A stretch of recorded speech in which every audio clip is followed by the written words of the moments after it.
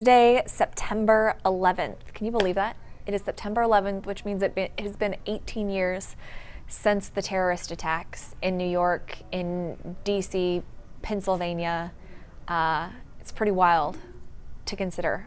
But we asked this morning for 3 words that kind of summarize how you felt that morning. We all remember pretty vividly, right, where we were, how we first heard about it. In my case, I was in my apartment and my mom called and told me to turn on the TV. And I will never forget what she said when I asked her which channel. She said, "It doesn't matter." That was so bizarre to me because I didn't understand, of course, until I turned on the TV and then kind of washed over me what had happened. But I think there was a lot of confusion, a lot of numbness initially. So we asked for those 3 words this morning, and here are just some of the comments. You know, sad, afraid, helpless, very sad. Some people using more like sentences like ready to fight, America changed forever, my heart stopped, dazed and confused. So let us know what your 3 words would be, how you felt on that morning. We also have over on khou.com a stream to services and memorials that are happening in New York and in other parts of the country on this day as well, if you want to watch those, or we have articles with write-ups as well. But I want to say a thank you to first responders, because so many of the victims on that day of the 2,977, more than 300 were firefighters. There were about 60 police officers. So thank you, first responders, for your service and running towards danger when the rest of us, you know, are trying to get out of there. I do have one last question for you pertaining to this anniversary. Today's kind of known as Patriot Day.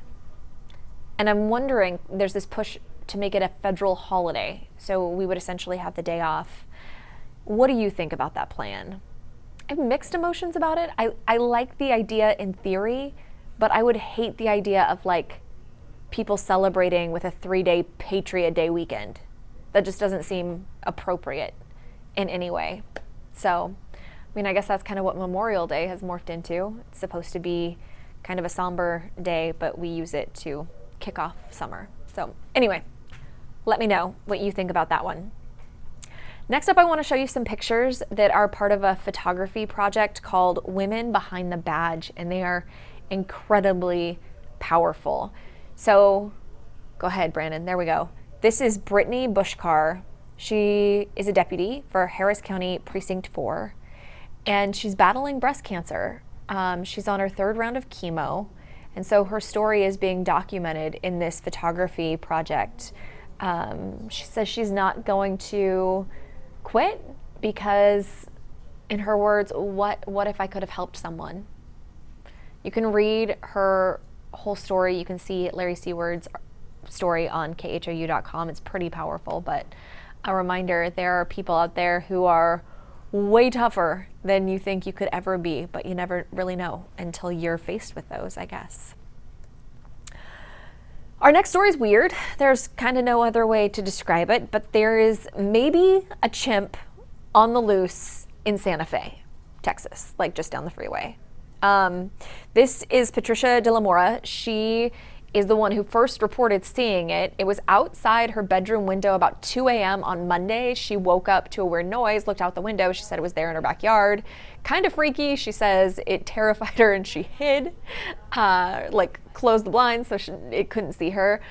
What's interesting though is she said after that people came by in cars with flashlights, and she thinks maybe one of her neighbors was keeping the chimp illegally because you're not supposed to have one. And they were out looking for it. There have been a couple other unconfirmed reports of people spotting this chimp around town. A warning from police there: don't approach it, don't try to pick it up. Chimps can be real mean. We have a whole warning list on khou.com, but just sort of a weird, it's one of those weird, like, what do you say stories, to be sure. And I'm gonna wrap it up with talks about the Super Bowl. I know the season just started. I mean, we literally just wrapped week 1. But we're talking Super Bowl already, specifically because we want to know who's performing at halftime, right? Well, there are a couple reports that J-Lo is maybe talking about doing it. How about that? I think that would be a really, really fun show. But who do you want to perform at halftime this year? I don't even know where it is. Last year was Atlanta. Is it Minneapolis? I don't know. Brandon shrugged. I should probably have looked that up before I popped on here. Oh, he's got the Google. Where's it? Miami Gardens. Oh, it's at even better. It's in Miami? Are you kidding me? Okay. That seems very J-Lo appropriate. Maybe Will Smith and he can just sing that song, Miami. There we go. We got the whole lineup. Boom. And remember, Jay-Z is part of this now. He and his organization have partnered with the NFL to produce the halftime show. So maybe we'll see a little Beyonce on there. I don't know. We'll have to wait until February 2020 to find out. Now we want to check in with Cheetah for a look at your forecast. It's been a little messy this morning. She's got the update for us. Sorry, I just totally threw Brandon for a loop. There she is. Okay, well, we are starting off this morning already with some heavy downpours. So let's talk about your forecast for this hump day, for this Wednesday. Notice the scattered showers from the Gulf Freeway across portions of Missouri City, Sugar Land this morning. And this is now starting to cross in town, moving across the area. Let me zoom on in. I'll walk you neighborhood by neighborhood. So this morning, if you're waking up in Atascocita by the big airport, Dogwood Acres, you've got a nice little downpour here. Porter Heights, I'm going to zoom on out. I'll show you what's working. South Beltway, you're getting drenched this morning. The South Loop there into the Med Center. U of H, you're about to see a few showers. Now, even if you don't see any rain this morning, keep the umbrella handy.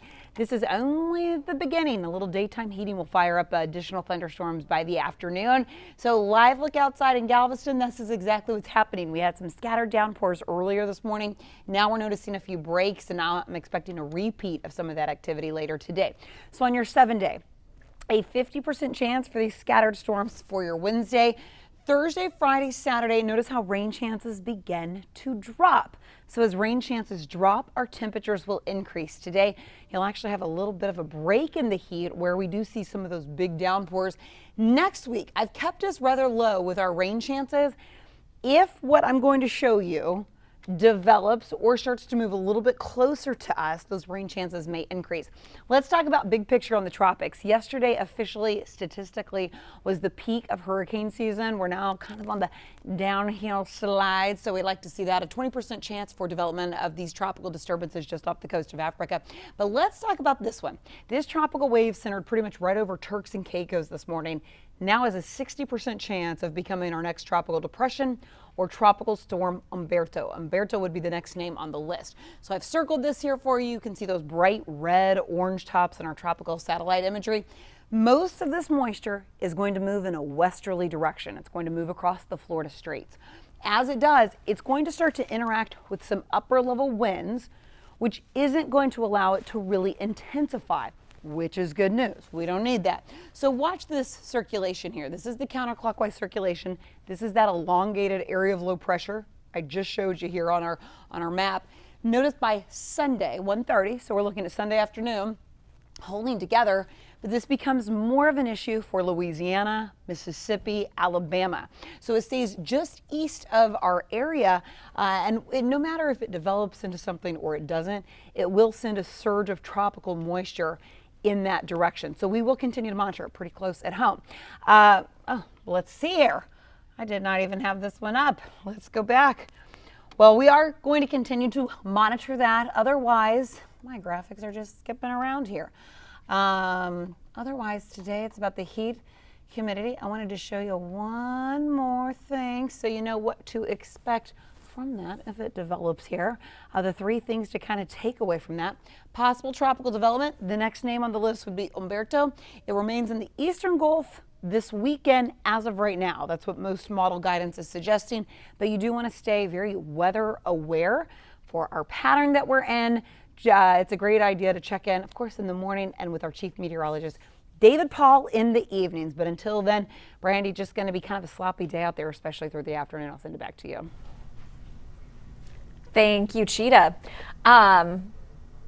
So a little secret here. I have no idea what she said. I can't hear her because she's on the other end of the newsroom, but I can see the graphics, so I know she was talking about the tropics. I just hope they, like you, probably hope they stay quiet. That would be really, really nice. All right, comment and question time. If you haven't watched before, go ahead and leave your comments and questions. We circle back to them at the end of this. It's our best way to kind of promote a dialogue, because that's what this should be, not just me talking at you. So what do we got, Brandon? All right, good morning, everybody. We asked earlier for the 3 words you would use to describe how you were feeling on this anniversary today. We have a couple. Melissa, scared, confused, helpless. Definitely understand that. Confusion is such a huge one. That's what it was for me. I don't know that I felt any like emotions, like anger or sadness immediately, because I didn't understand what was happening. What about you, Brandon?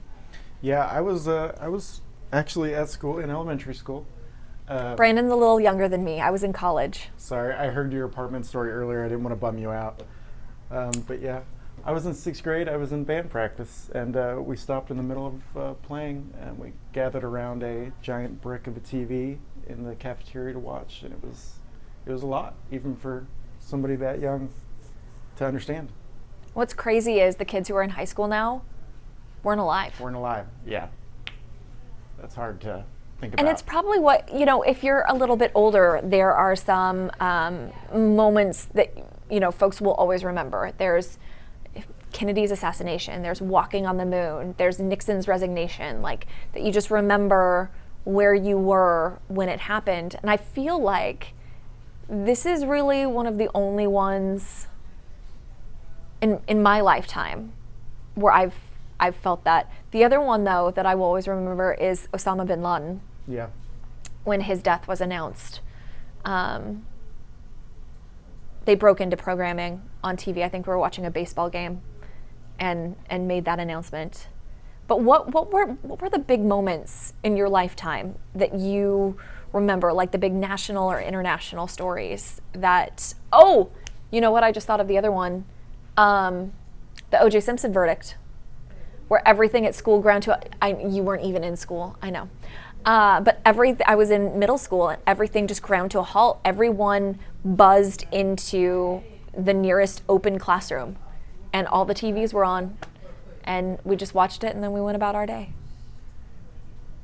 Anyway, any other comments or questions?